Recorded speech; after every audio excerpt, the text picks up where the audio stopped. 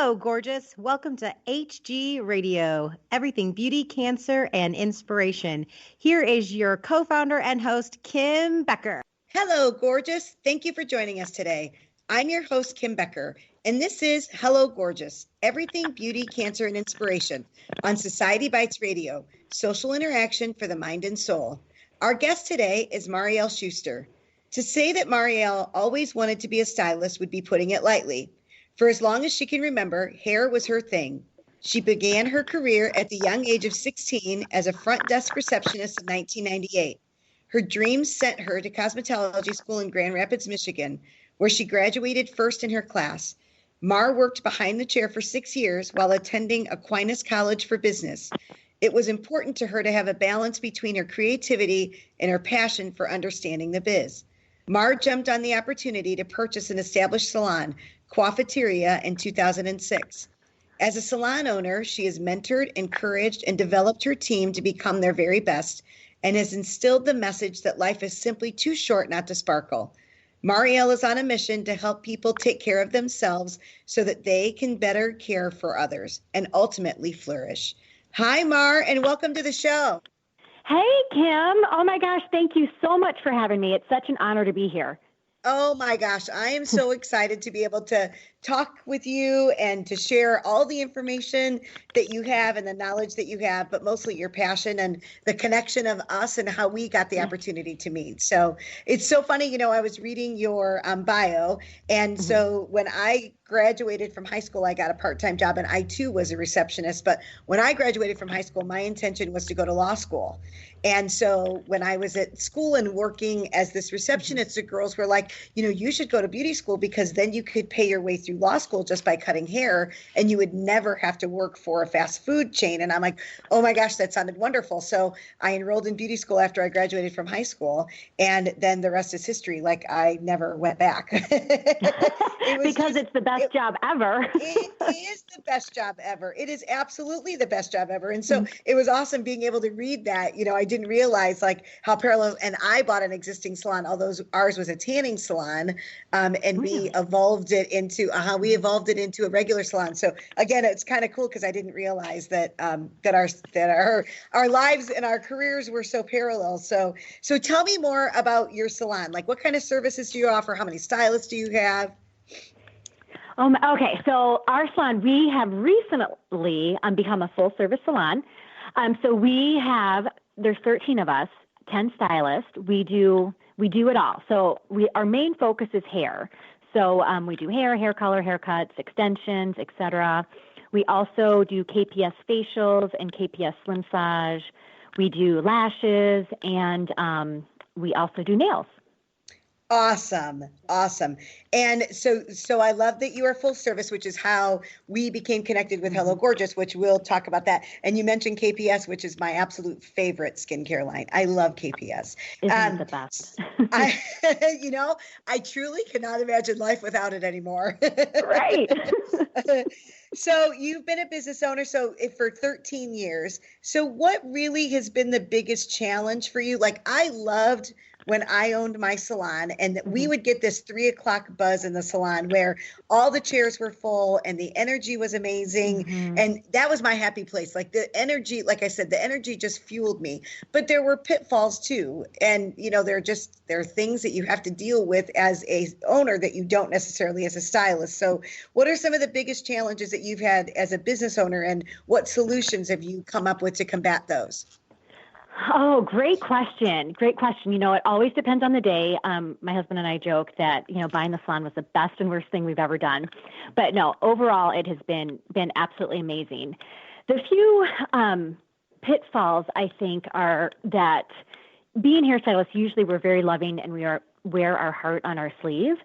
Yes. And sometimes that it gets broken, and whether people do it intentionally or not, but, being around 13 years, you definitely, I don't know if you saw this, but there's, influxes of team members. Yes. And I think the hardest thing for me is when a team member leaves, maybe not on the best circumstances. And I'm really on a mission too, to let people know that, I mean, we as women need to stand behind each other, and it's okay to move on, but let's just, face it and be honest about it, because there is plenty of business and plenty of things, stuff out there for everyone. Yes. Well, and I think that was the toughest thing too. It was just a never ending cycle, right? And I'm sure that you experienced that too. For me, I had done it all ways. Like I brought them in out of beauty school and I trained them, and then I would get the master stylist that came in with a clientele, and you would get them and you would train them and they would build up a clientele and then they would leave. And then you'd start the cycle all over again. But you just, I think that when you were in that, you just accept that's just how it's going to be. You know what I mean? That you'll have some of those that'll stay on for a while, but you're always going to have those people that are, it's just whatever. They've grown up, they've grown out, whatever that looks like. Exactly. And I think the more you're in it, the more you accept that, it's not personal. Like, everyone wants to grow. Well, and it's interesting. I'm actually delivering a talk tomorrow morning, and I this is a lesson that I've taught my team, because it is very difficult, and to hear the word no and to have somebody leave like that. But I've come up with this saying, and I use it all the time, and that is, no's not personal, it's protection. Yes. And I've also found too. Oh, sorry. No, go ahead. And haven't you found? I mean, anytime there is a transition, like, doors, something better is always coming around the corner. That's right. That's exactly right. But, it's one of those things where we found that when we had stylists too, like we would try and help them. I'm with you. We're females and we're caregivers, and we want to take these girls underneath our wings and we want to grow them. And when it gets to the point where they can't use what we've got anymore, or they're not willing to accept the help that we're giving them, and then they leave, that's when it's okay. Because then I'm just kind of wasting my time and effort and energy into like this black hole that's going nowhere. But it's hard. I think, you get attached to these people, they become family. And so I think that was one of the toughest things for me as a business owner. Yes, I agree. Yeah. So tell me more about your salon. So what do you feel sets your salon apart from other salons in your area? Obviously, I mean, we think, we give the best service possible, but what we really try to do is love on our guests and to make them feel at home and welcome and, just want to be with us. And that, I think, we have really mastered. We have the best team, and their love for their guests shows. And I love it when I see, sometimes we'll have guests just stop by to show us their outfit for the day. Or we had one, bless her heart, she was elderly and didn't have any family left in the area, and she was having a hard time with figuring out her phone bill. So she came in and let us help her. So, I mean, which I love. And then one of the best is one of our guest sons, which he is now in college, and he would kill me if he heard this, but he was a young guy, probably like 6 or 7. And he got lost, but he recognized the salon because his mom was always there, and he stopped by the salon so he could call his mom, and oh my gosh. Isn't that, this industry is like no other industry. The relationships that you build with people and with the situations like that would never happen in a big, corporate setting. That's awesome. Right. What a great story. What a great story. We had a salon. Ours was very similar. The tagline of our salon was where everyone knows your name, and kind of that same kind of feeling, right, where you knew people. And so we had a gal come in, and she was going to be her daughter was getting married, so she was the mother of the bride. So she brought in her mother of the bride dress, and she put it on in the salon. And then we had like a boulevard where the streets went east and west, and there was a boulevard in between. She went out to the boulevard and had us take a look at her to make sure that she didn't need a slip with that dress. And, all the places that they could go to get that information, but for them to trust us with important decisions like that, this business is just like nothing else. I just love it. I know. Yeah. You meet the best people and find the best relationships. It's just so awesome. And I mean, how blessed are we to be in an industry where we get to, do this? I agree. So tell me more. So I understand that you used to work for Aveda. And so tell me about that, and then how it came to be that you actually bought your salon. Oh, yes. Great question. Yes. I worked for Aveda for about 8 years after college. I was trying to figure out what I was going to do with, whether I was going to, continue and go back to full-time behind the chair or go into sales. And I decided to try it with Aveda. And I started in sales in Grand Rapids, Michigan, and became a color educator. And then over time moved into management position and oversaw Michigan and Northern Ohio. And loved every minute of it. I loved Aveda. I loved what they stood for. And I loved, meeting all the people. I was in my element. And it wasn't until I had a family and young kids that it kind of got to be too much for me. And it was only because there was so much travel. Right.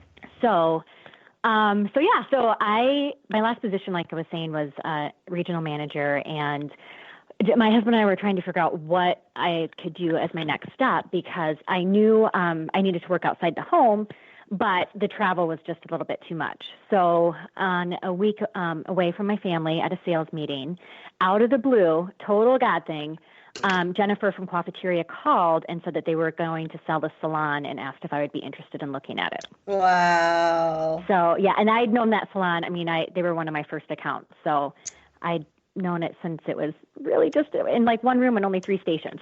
Wow. And so you've grown it to 13 stylists. Yes. So, yeah. Wow. That's awesome. Well, and again, that's a parallel. And I too loved it. So I was an educator for Fermizi.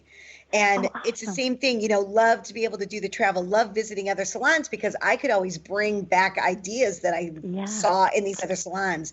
But it gets to be a lot after a while, especially when you've got a family. So you have 2 children, correct? Yes. And how old are they now? Now, my daughter is a senior and my son is a freshman. So I've got 2 high schoolers. Oh my gosh. Which is crazy. Well, I know. And you blink. You can't even believe, like people always say, oh, high school goes so fast. And you're like, yeah, whatever. No, high school really goes fast. Yeah, they weren't lying. I really thought they were. I know. So I want to let's talk a little bit about Hello Gorgeous, and how did you hear about Hello Gorgeous, and how did you get involved with Hello Gorgeous? Oh my gosh, that was another like total God thing. It like our mutual faves, KPS. Yes. They are actually located in Grand Rapids, Michigan as well. So Natalie and Ron, the owners, actually introduced me to Hello Gorgeous. And at that time, like I was saying, we had just started a salon renovation. And I quickly got on the website, checked you guys out, and was like, oh my gosh, I have to apply. And I applied without my blueprint, and just said that I was doing the renovation. And then somehow you came to town. I think it was like 2 months later, and I got to meet you in person. Yes. And it just made me all the more excited. And then not only from Natalie and Ron, but then it ended up that one of our old accounts when I did work for Aveda, Julene, was, part of your training team. And so It was just so many connections that I just knew it was right. And it was just meant to be. And luckily we made it through renovation, and then we were able to become a certified affiliate. So it's been the best. Has it been a year or almost 18 months? It has been 1 year. Well, 1 year in September. Okay. Yeah. All right. So a little over. That's awesome. And so, one of the things that I found with this whole program that we've developed going into the salons, I feel like it's brought salon teams closer together. Like when you go and you help this woman with pancreatic cancer that doesn't know whether she's going to live long enough to see her daughter graduate from high school, there's not any of those little nitpicking things about somebody eating a lean cuisine out of the freezer. Those things seem to kind of go by the wayside when you come collectively as a team together to help this woman with cancer. So what has this meant for your team to be involved with Hello Gorgeous? Oh my gosh. It's again, parallel. That is one thing that we talked about today, how it has brought our team closer. So that was number 1. And then number 2 for us, because as far as my team goes, like I'm kind of like the old lady. So we've all been touched by cancer, but you think you're invincible